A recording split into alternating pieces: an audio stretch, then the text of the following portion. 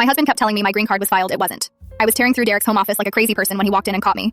My hands were shaking so badly I almost knocked over his coffee mug. Looking for this? He held up my passport. My heart stopped.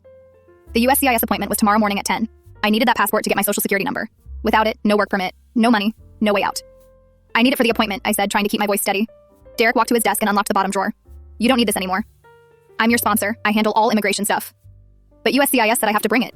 He dropped the passport inside and turned the key. The click of that lock felt like a cell door slamming shut. I'll come with you. You're not going anywhere alone until your status is permanent. I reached for the drawer. He stepped in front of it. You don't trust me? His voice was calm. That made it worse.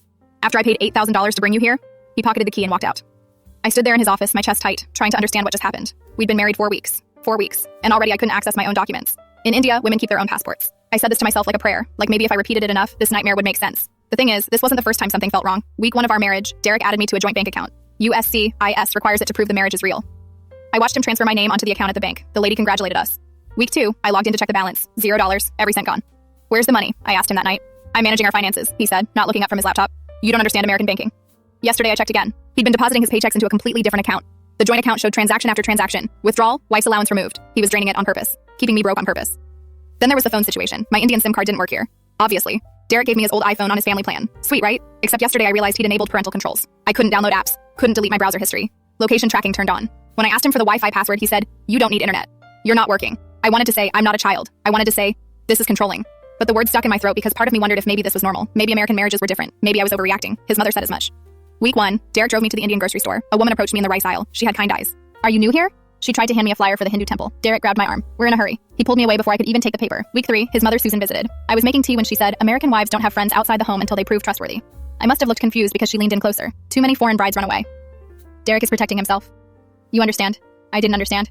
But I nodded anyway. 2 days ago I asked about getting a library card. Derek's face changed. Why? To meet men? I just want to read, practice my English. He leaned in so close I could smell his coffee breath. You lied on your visa application. You said you loved me.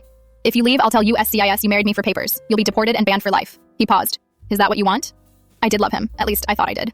On those video calls before the visa, he seemed kind, successful, promising. He talked about building a life together, about family, about partnership. Now I see what he really meant by partnership. He meant ownership.